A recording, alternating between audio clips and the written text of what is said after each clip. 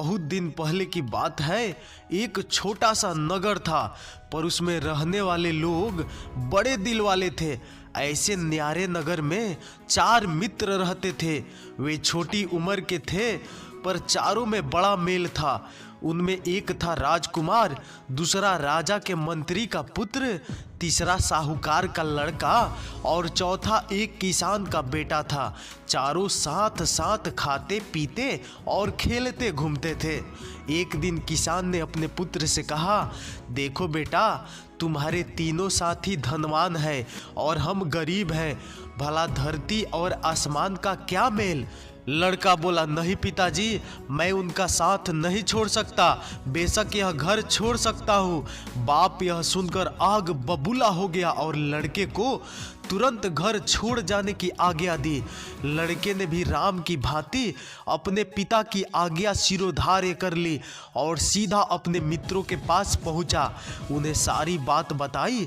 सबने तय किया कि हम भी अपना अपना घर छोड़कर मित्र के साथ जाएंगे।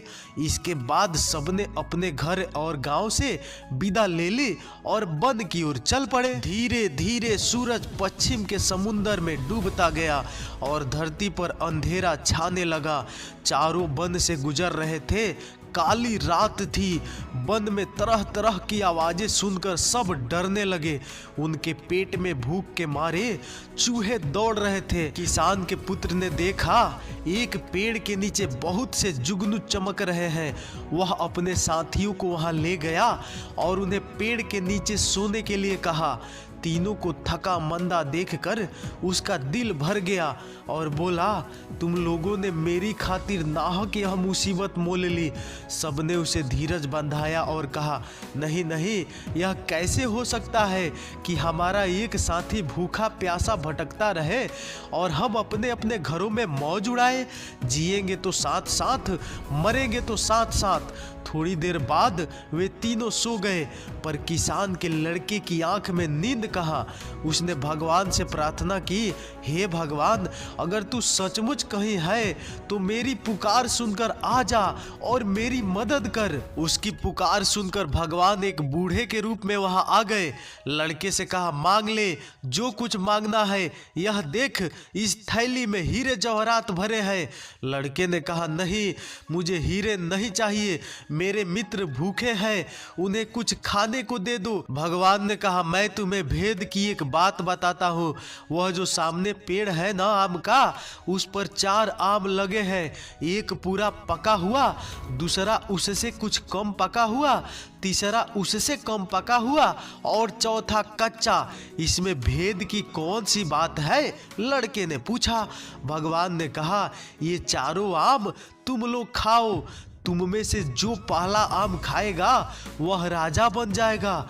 दूसरा आम खाने वाला राजा का मंत्री बन जाएगा। जो तीसरा आम खाएगा उसके मुंह से हीरे निकलेंगे और चौथा आम खाने वाले को उम्र कैद की सजा भोगनी पड़ेगी। इतना कहकर बूढ़ा आंख से ओझल हो गया। तड़के सब उठे तो किसान के पुत्र ने कहा, सब मुंह धो लो। फिर उसने कच्चा आम अपने लिए रख लिया और बाकी आम उनको खाने के लिए दे दिए।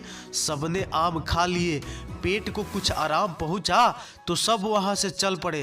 रास्ते में एक कुआं दिखाई दिया। काफी देर तक चलते रहने से सबको फिर से भूख प्यास लग आई, इसलिए वे पानी पीने लगे। राजकुमार ने मुंह धोने के इरादे से पानी पिया और फिर थूक दिया तो उसके मुंह से 3 हीरे निकल आए। उसे हीरे की परख थी। उसने चुपचाप हीरे अपनी जेब में रख लिए। दूसरे दिन सुबह एक राजधानी में पहुंचने के बाद उसने एक हीरा निकालकर मंत्री के पुत्र को दिया और खाने के लिए कुछ ले आने को कहा। वह हीरा लेकर बाजार पहुंचा तो देखता क्या है कि रास्ते में बहुत से लोग जमा हो गए हैं। कंधे से कंधा ठील रहा है। गाजे बाजे के साथ एक हाथी आ रहा है। उसने एक आदमी से पूछा, क्यों भाई, यह शोर कैसा है?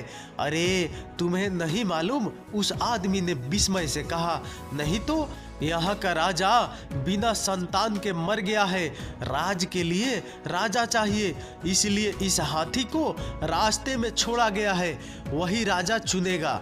सो कैसे? हाथी की सूंड में वह फल माला देख रहे हो ना? हाँ हाँ, हाथी जिसके गले में यह माला डालेगा वही हमारा राजा बन जाएगा। देखो वह हाथी इसी ओर आ रहा है, एक तरफ हट जाओ। लड़का रास्ते के एक ओर हटकर खड़ा हो गया। हाथी ने उसके पास आकर अचानक उसके गले में माला डाल दी। इसी प्रकार मंत्री का पुत्र राजा बन गया। उसने पूरा पका हुआ आम जो खाया था वह राज वैभव में अपने सभी मित्रों को भूल गया। बहुत समय बीतने पर भी वह नहीं लौटा। यह देखकर राजकुमार ने दूसरा हीरा निकाला और साहूकार के पुत्र को देकर कुछ लाने को कहा। वह हीरा लेकर बाजार पहुंचा। राजा को राज मिल गया था, पर मंत्री के अभाव की पूर्ति करनी थी, इसलिए हाथी को माला देकर दोबारा भेजा गया। किस्मत की बात, अब हाथी ने एक दुकान के पास खड़े साहूकार के पुत्र को ही माला पहनाई। वह मंत्री बन गया और दोस्तों को भूल गया। इधर राजकुमार और किसान के लड़के का भूख के मारे बुरा हाल हो रहा था। अब क्या करे? फिर किसान के पुत्र ने कहा, अब मैं ही खाने की कोई चीज लेके आता हूँ। राजकुमार ने बचा हुआ तीसरा हीरा उसे सौंप दिया। वह एक दुकान में गया, खाने की चीजें लेकर उसने अपने पास वाला हीरा दुकानदार की हथेली पर रख दिया।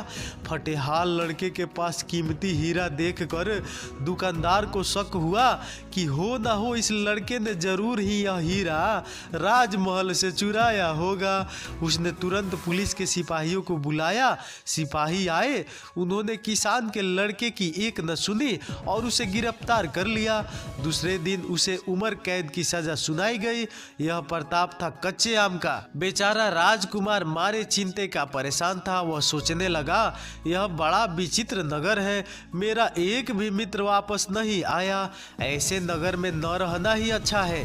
वह दौड़ता हुआ वहां से निकला और दूसरे गांव के पास पहुंचा। रास्ते में उसे एक किसान मिला जो सिर पर रोटी की पोटली रखे अपने घर लौट रहा था। किसान ने उसे अपने साथ ले लिया और भोजन के लिए अपने घर ले गया। किसान के घर पहुंचने के बाद राजकुमार ने देखा कि किसान की हालत बड़ी खराब है।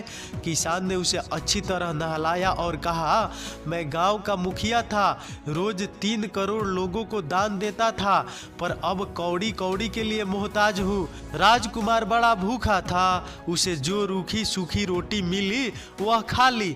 दूसरे दिन सुबह उठने के बाद जब उसने मुंह धोया तो फिर मुंह से 3 हीरे निकले। वे हीरे उसने किसान को दे दिए। किसान फिर धनवान बन गया और उसने 3 करोड़ का दान फिर से आरंभ कर दिया। राजकुमार वहीं रहने लगा और किसान भी उससे पुत्रवत प्रेम करने लगा। किसान के खेत में काम करने वाली एक औरत से यह सुख नहीं देखा गया। उसने एक वेश्या को सारी बात सुनाकर कहा, उस लड़के को भगा कर ले आओ तो तुम्हें इतना धन मिलेगा कि जिंदगी भर चैन की बंसी बजाती रहेगी। अब वेश्या ने एक किसान औरत का रूप रख लिया और किसान के घर जाकर कहा, मैं इसकी माँ हूँ, यह दुलारा मेरी आंखों का तारा है, मैं इसके बिना कैसे जा सकूंगी, इसे मेरे साथ भेज दो। किसान को उसकी बात जच गई। राजकुमार भी भुलावे में आकर उसके पीछे पीछे चल दिया। घर आने पर बेस्या ने राजकुमार को खूब शराब पिलाई। उसने सोचा, लड़का उल्टी करेगा तो बहुत से हीरे एक साथ निकल आएंगे। उसकी इच्छा के अनुसार लड़के को उल्टी हो गई, लेकिन हीरा एक भी नहीं निकला। क्रोधित होकर उसने राजकुमार को बहुत पीटा और उसे किसान के मकान के पीछे एक गड्ढे में डाल दिया। राजकुमार बेहोश हो गया था।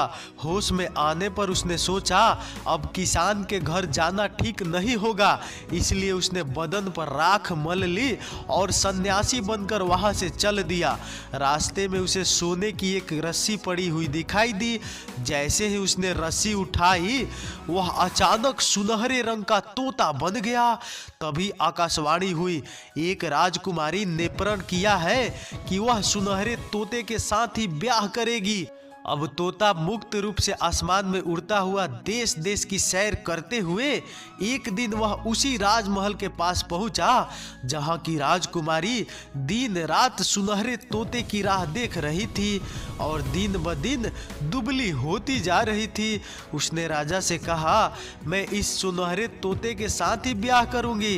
राजा को बड़ा दुख हुआ कि ऐसी सुंदर राजकुमारी एक तोते के साथ ब्याह करेगी, पर उसकी एक न चली।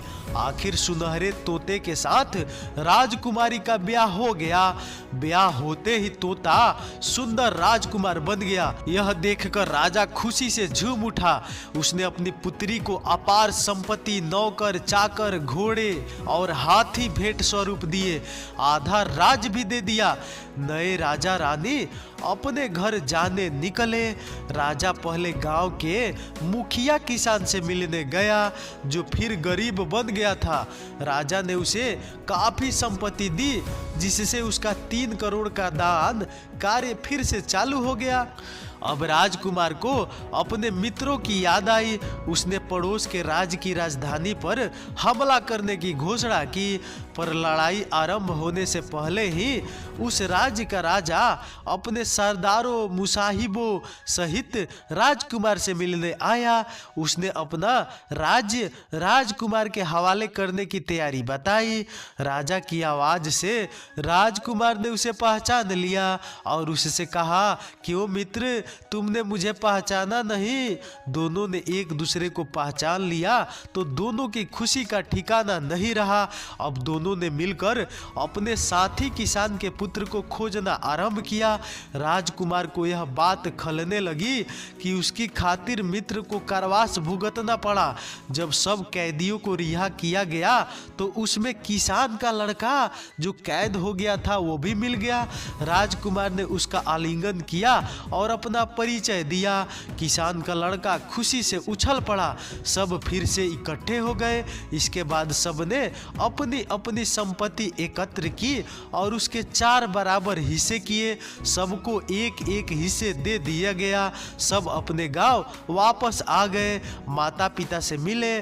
गांव भर में खुशी की लहर दौड़ गई। सबके दिन सुख से बीतने लगे। तो दोस्तों, आपको इस कहानी से क्या शिक्षा मिलती है आप जरूर कमेंट में बताइए, क्योंकि ये कहानी तो मुझे नहीं पता कि मुझे क्या शिक्षा मिली, लेकिन आपको तो जरूर पता होगी। तो जरूर बताएं कमेंट में कि आपको इस कहानी से क्या शिक्षा मिला। तो चलिए फिर अगले वीडियो में मिलते हैं। तब तक नमस्कार, धन्यवाद।